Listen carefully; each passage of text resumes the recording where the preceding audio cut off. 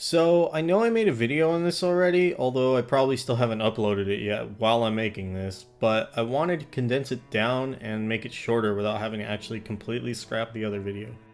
And I'll explain more about this at the end. So anyway, the Henesys haunting starts out with Chief Stan requesting that you get to the bottom of a ghost sighting in Henesys. Although the town is currently in the middle of celebrating Halloween, there's been reports of strange things happening lately, but most peculiar is a skeleton dressed in tattered rags. So while investigating a trail outside of Henesys, you feel something odd in the air around you and you pass out from a scare. And then a little later on, the girl that frightened you hangs around to help you out while asking what you're up to. And you inform her, and she comes up with a few plans to help, even though you clearly didn't ask for help. But the girl's schemes don't ever really work for some odd reason, but you'll find out why later. She has you gather Monster's Anguish for a concoction that you drink, and some Eau de Mort for candles to summon ghosts. So, wandering around Henesys while she's off doing more research, you encounter the Grim Reaper, who introduces himself as Steve. He'll ask you where to find who he's looking for, and it's revealed that the girl that's been helping you is actually dead. She's a spirit determined to fulfill some sort of purpose. However, she can't actually remember who she is or what she's here for, which has left her wandering around. So Grim Reaper Steve is here to collect her, and he asks for your help. And from here, this is where the multiple endings begin from. The choices made here split into different outcomes, and ultimately there are 6 different endings that you can reach. I wish it was easy to just skip through and speak about each of the endings, but it isn't without going through the whole process of getting to each ending, so yeah. Anyway, letting Steve handle it, he'll say that she'll probably just get more obsessed with whatever's keeping her around. And the scene skips to Steve breaking the news to her, and she gets all upset at you for knowing the whole time. And then she runs away, and Steve's like, "Yo, I got a plan, and you should already be familiar with my plan." And then he'll be like, "Oh man, you could totally have avoided this if you just told her yourself." And then there's another split, so you can either summon her, which is his plan, or you can refuse to do it. So going along with his plan, you'll do the ritual and you'll summon the girl. And she gets all mad that you used the spell that she showed you, and then she disappears again. So you and Steve find her again, although if you find her so easily, I don't know why you needed to do the ritual in the whole first place, but whatever. Anyway, he intends to take her away. So there's a bunch of dialogue back and forth with Steve and Anna. Oh, sorry, the girl. But basically, it's fuck you, you're supposed to be the Maple Warrior and help people, and you didn't do shit for me. And then Steve, takes her away. Coincidentally, Chief Stan shows up shortly after, and he says that he had a dream about you, and that his deceased wife basically said in his dream that you were a dick. But he doesn't think that it's true because you helped the town. And then he asks if you ever found out the identity of the ghost, and you can either tell him or not tell him, but he doesn't really press on any further, and then he invites you to come visit him after all of your adventures. So that's the first ending, basically. So backing up a bit, if you don't go through with the ritual, Steve says some stuff about how the door between the worlds of the living and the dead will shut when Halloween ends. So y'all need to do some shit about the girl, because she's either going to be lost forever or she's going to be doomed to wander. So while searching for her, she'll be the one to find you instead, and she's looking for help. She's trying to deliver something, but she can't remember what it is or to who. And then Steve bamps in, and he says that nobody can help her and she's dead.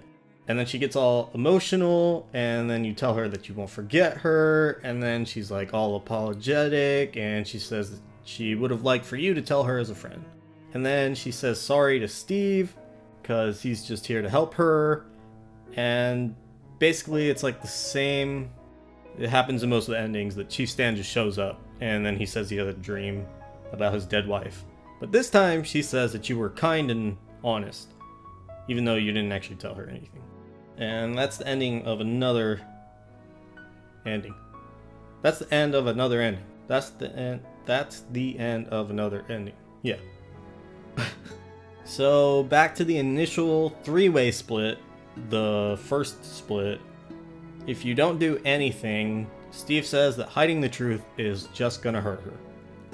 So you run into the girl again, and she'll want to go to some place that she feels is important, even though you're supposed to be looking for a ghost instead. So you guys make your way to the maple tree on Maple Island because something is buried under it and it was calling to her. And you dig it up and you find out that it's her and her friend's time capsule. But she doesn't know why it's all old and dusty because she remembers burying it just the other day. Steve pops up out of nowhere and he mentions that time will do that and that it's been buried for decades. And he notices that you didn't tell her shit. And then she gets all freaked out because there's like a Grim Reaper trying to kill her. And he says that she's already dead. And then you back up Steve saying that you probably should have told her earlier. And then from here, there's like another fork. So you can either go along with it, or you can just say that you didn't want to hurt her. So if you just go along with it, she gets all upset with you for knowing the whole time. Kind of like in one of the other endings. And then she pieces out. And then Steve says some shit like, "Oh, I told you so." And then he's like, "Screw this. I'm gonna take choice out of this," and then he tells you to stay out of his way. And then you go through the whole bad ending again where she hates you and Steve has a dream of her saying that you're an asshole. So if we go back a bit to the choice where you can tell her that you didn't want to hurt her, everybody starts like apologizing to each other. And she says that she has a final request for you before she bounces. She'll entrust the time capsule to you and wants you to take it to its owner, which is her dearest friend in life. But it has to be today. And so after you accept, she pieces out with Steve, and then you get another split choice. So you travel all the way to Henesys after this, and then you either ask around town, or you can open up the time capsule and you can snoop around their shit, hoping that you'll find a clue. So if you open it, you'll go all the way back to the maple tree on Maple Island instead of just staying in Henesys. So there's like a bunch of shit in the time capsule, but one of the objects is a diary. And so you read this little girl's diary and it details like the day that it was buried. So you find out that it was meant to be opened in 40 years to the day, and time would fly by as long as they're together. And the girl hopes that one day they'll have a family and a child that's just as brave and adventurous as her. She hasn't picked out a name for a girl, but if it was a boy, she would name him Alex. And then you kind of come to the conclusion that it might be talking about Alex in Kerning City.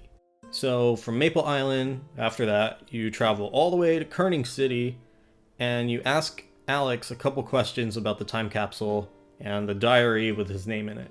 And he'll notice that there's a photo of a young boy and girl, and he tells you that he has the exact same photo.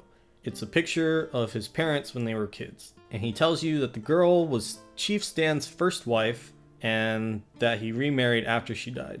And so you tell him that you talked to his mother's ghost, and eventually he'll believe you, and then he thanks you. And then he says that he'll show it to his dad someday when he goes home. So I guess like a little bit of time passes or something, and you go back to Henesys and you visit Chief Stan at his house, and he tells you that no one's seen the ghost around for days. He wanted to thank you, but you were nowhere to be found. And then you tell him all about Alex and the time capsule and the whole 40 years ago thing, and he gets all sad because he forgot about it and couldn't keep his promise. And he says that it's fine if Alex keeps the capsule because he never did tell him much about his mother.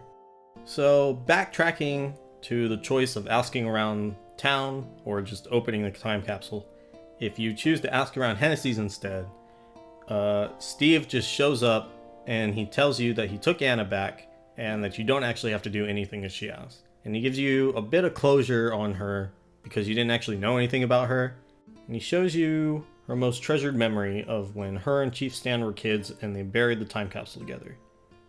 And then Chief Stan shows up after Steve leaves and blah blah blah, same shit as before. So all the way back to the initial three-way split again, the only choice left is to just tell the girl that she's dead yourself.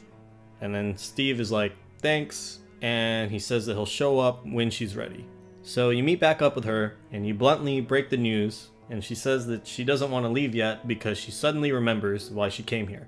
So she shows you the same precious memory of her and Chief Stan burying the time capsule, and Steve shows up and then he sends her away, and then he tells you again like the other endings, that you don't actually have to do what she asks. So from here, you have another choice. You can either deliver the time capsule to Stan, or you can just leave it be. If you just leave it alone, Steve shows up later, and then he shows you her most precious memories again, even though she kind of just like showed you it, but whatever. Choosing instead to deliver the time capsule to Chief Stan, you meet up with him at his house and you give him the time capsule. And he tells you that the photo inside is of him and his first wife, Anna, who passed away. And he says that he's a poor friend and a worse husband because he forgot about their promise to open it 40 years after burying it, which would be today. So Stan says that he can't actually keep the time capsule because it would be insulting to his current wife, and he tells you to take care of it. So he's like entrusting you to get rid of it, I guess. But he asks you not to tell his current wife, Mrs. Ming Ming, about any of this. But of course, as you leave his home, you catch her outside and you get a new split choice to either tell her the truth or withhold it. So if you just go ahead and you tell her the truth, she'll thank you, and she says that she's not upset about anything because it's important to her, because Stan's past is as much a part of his life as the present and the future, and since those memories are precious for him, they're special to her too. And she asks if she can hold on to the time capsule because she would like to give it to Alex if he ever decides to come back home. If you decide not to tell her the truth, you'll just tell her you were doing some shit around Henesys, the same old that you normally do, and that's why you were like talking to Stan. You'll ditch her and you'll go along with disposing of the time capsule. So you find some like nice place around Lith Harbor and you send it into the sea. But you speak to yourself, saying that you'll look out for Chief Stan and for Alex, and wherever she is, you hope that she's happy and at peace. So after an unknown amount of time, Chief Stan somehow finds out where you sent off the capsule, and he wonders about where Anna is. And he's really sorry that he wasn't able to see her when she came back, and that he's no fan of ghosts, but for her, he would make an exception. And he asks that she come back one day because he would love to see her just one more time. So that's all the endings for this act of Secret Stories. So while I was exporting the first video that I made on the Henesys haunting, I realized like I didn't really notice the length of it. I think it's like longer than I intended because I basically read out most of the same dialogue as in-game, which I don't really mean to do it that way, and I don't want to do it that way, but it's like kind of how I write my notes out so I get the full understanding of the story as it goes along. But usually there's some things that can be left out, like all the he said, she said things, and he does this, and you do that, whatever. But yeah, because typically quests don't have all that much dialogue, and all the information comes in between like basic fetch quests or kill quests. But since this is like in a blockbuster-esque style, it's really heavy on dialogue. But anyway, I don't want my videos to be like 20 plus minutes when I'm trying to simplify lore, unless it's like actually that dense, I guess. I don't really want to read it like it's a script, so I want to be more casual with it, which is why I'm making this video instead. So I'm basically remaking the other video that I did.